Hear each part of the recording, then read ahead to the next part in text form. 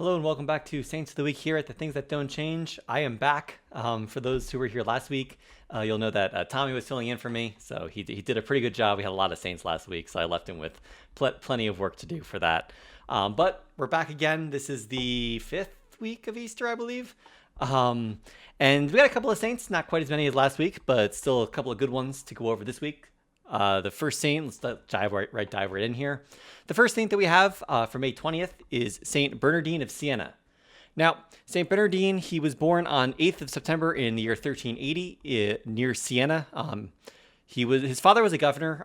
He was part of a noble family known as Albizecchi, which he was from a town named Massa, which is kind of near the actual town of Siena in Italy. And at age 6, he was actually orphaned. His parents passed away, so he was actually raised. Saint Bernardine was raised by his aunts. In 1397, he joined the Confraternity of Our Lady and took courses in civil and canon law.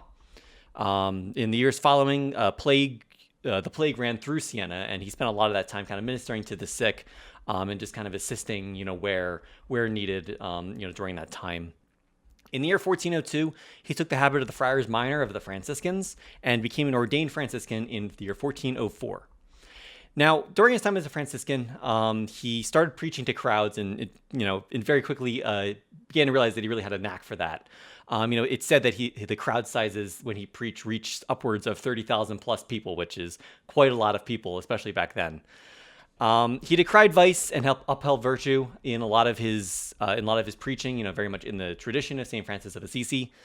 It was even said by the future Pius II, who, when he was younger, heard St. Bernardine preach. It was even said that, he was kind of like another St. Paul. He kind of had that same gift that St. Paul had for preaching and teaching and traveling. So, penitents who heard him speak, would flock to confessionals, just to purify themselves from all the sins that they heard him preaching about, and just really wanted to kind of be holier for having listened and having heard this great saint speak. He wasn't afraid also to kind of call out the authorities, and that included the Visconti rulers who ruled Milan around the time in northern Italy. A very fearless preacher, wasn't really worried about whose feathers he ruffled, especially in the very divided and fractured and factious political landscape of Italy around this time, but he was just more focused on just preaching the gospel and preaching the word of Christ. He really strove, even amidst all this heavy teaching, he really strove for peace and reconciliation amongst many of these warring factions of 15th century Italy. He fought the different groups.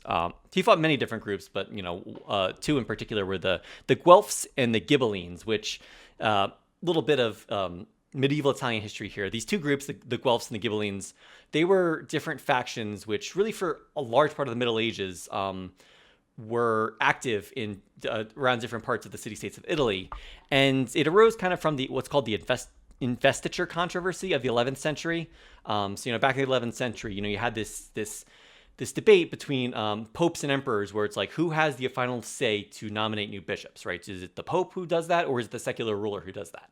On one side you had, of course, the popes believe that they did, while you had like the Holy Roman Emperor who argued that no, they had kind of the final say over those appointments.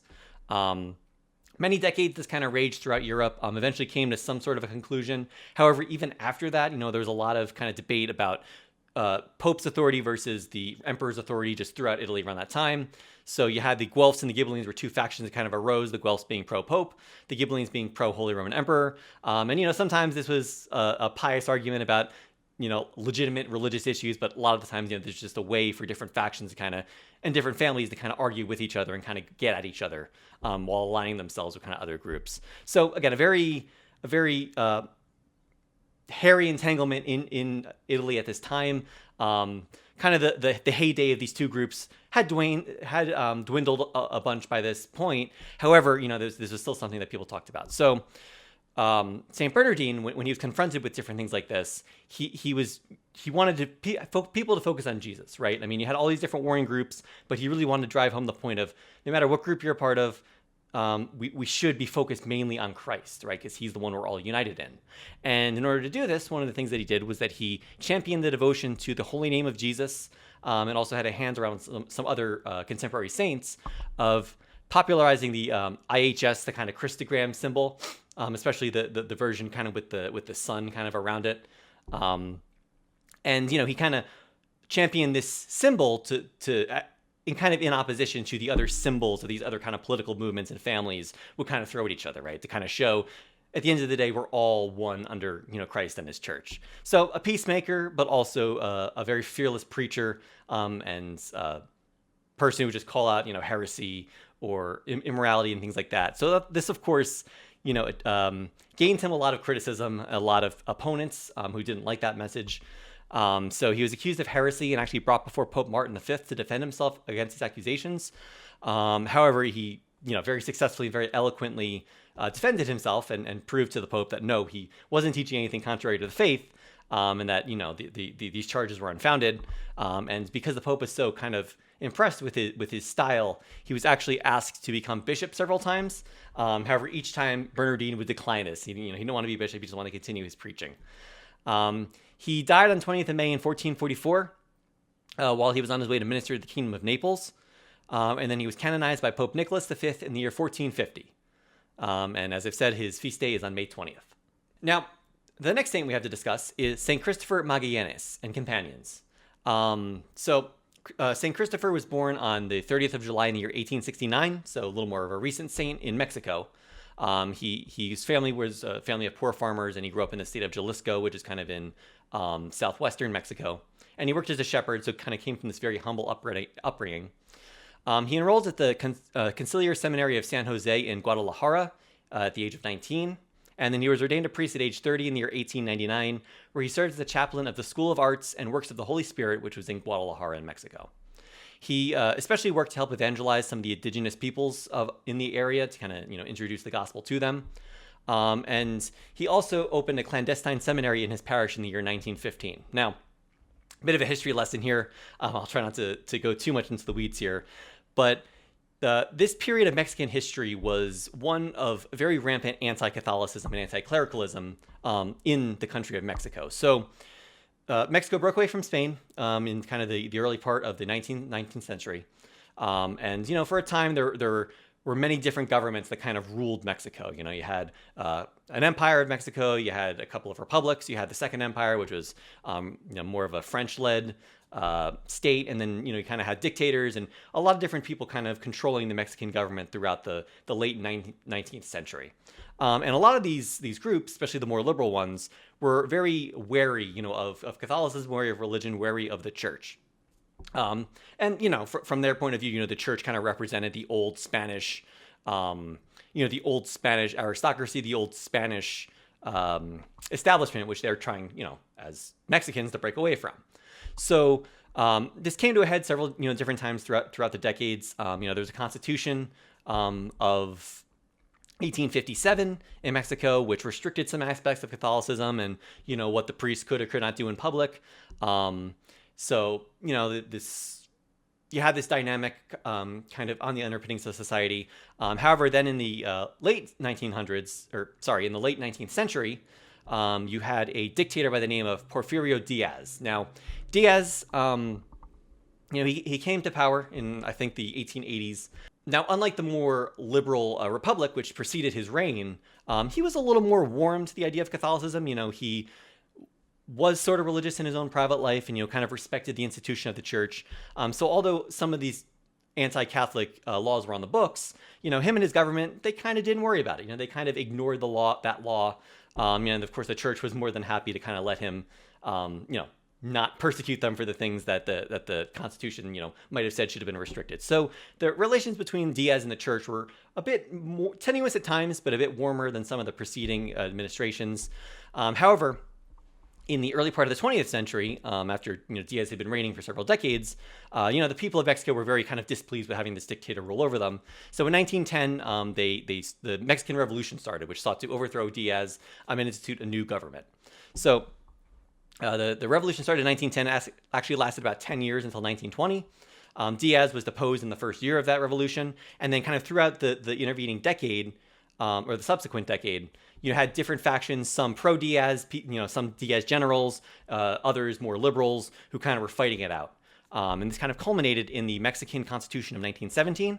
And this constitution kind of went a bit further than the Constitution of 1857 in how it treated the church, right? So a strict separation of church and state, this constitution called for that.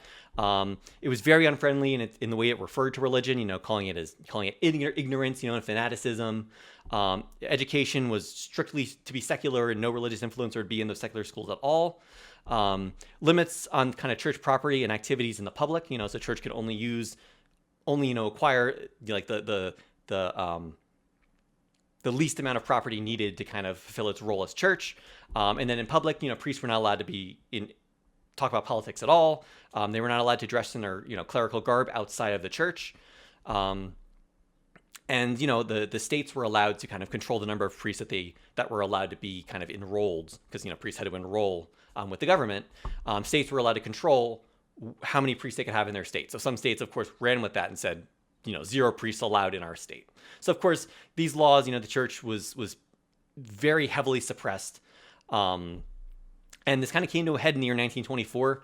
After the revolution had ended and a new republic was kind of declared, you had an atheist who became president, a man named Plutarco Elias Calles.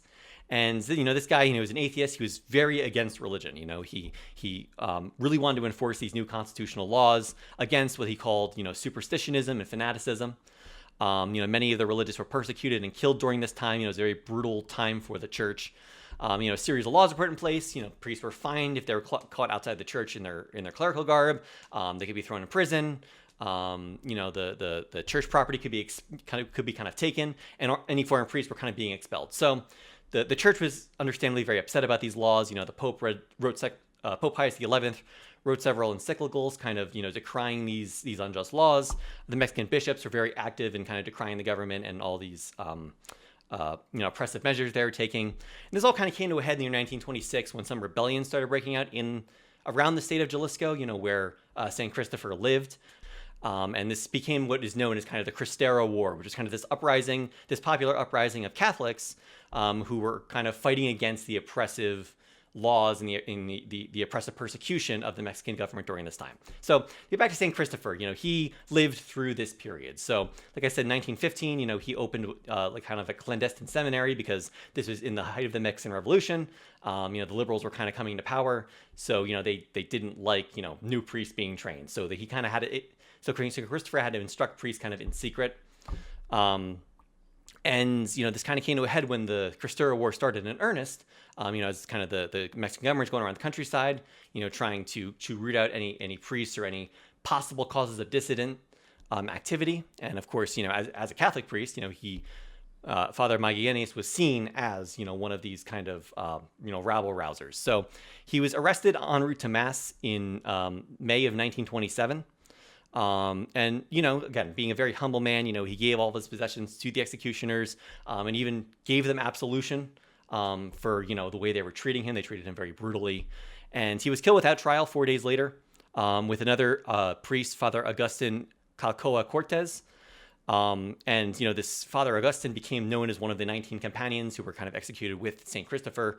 And, all of, St. Christopher and all of his companions are some of the many martyrs of the faith from the Cristero War.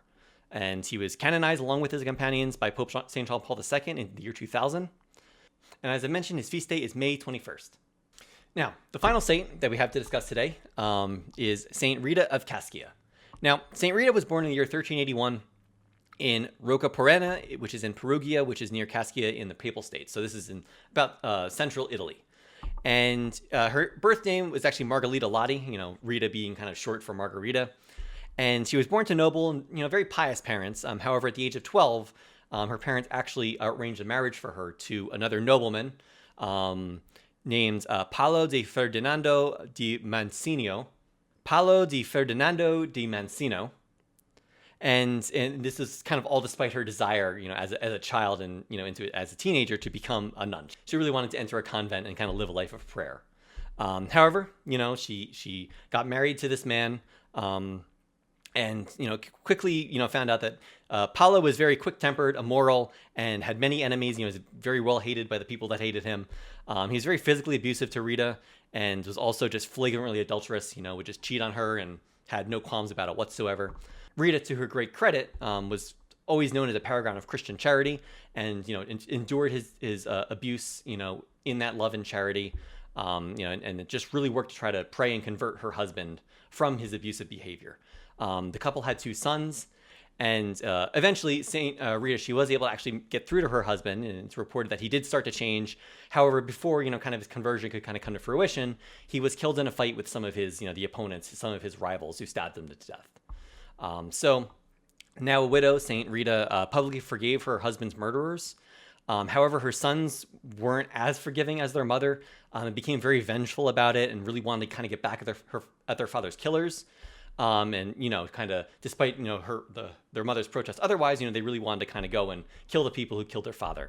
However, both actually died of sickness before they could commit those murders. And some had seen that as kind of like a bit of a divine intervention. God kind of called them home before they could get into a situation where they did kind of stain their souls with that mortal sin.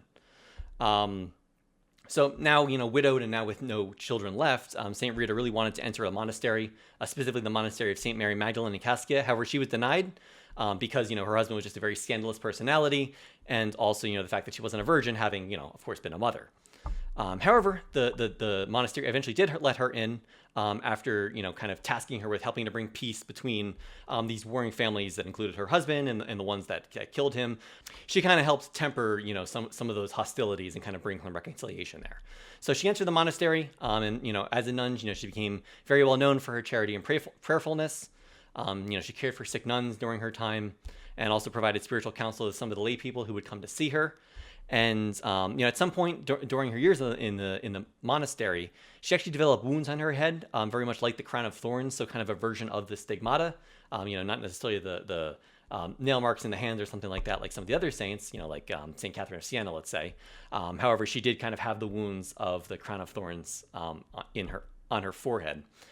Saint Rita died on the 22nd of May in 1457 from tuberculosis. Her body was actually incorrupt. So you can actually still see it today at her burial site in Italy, of course.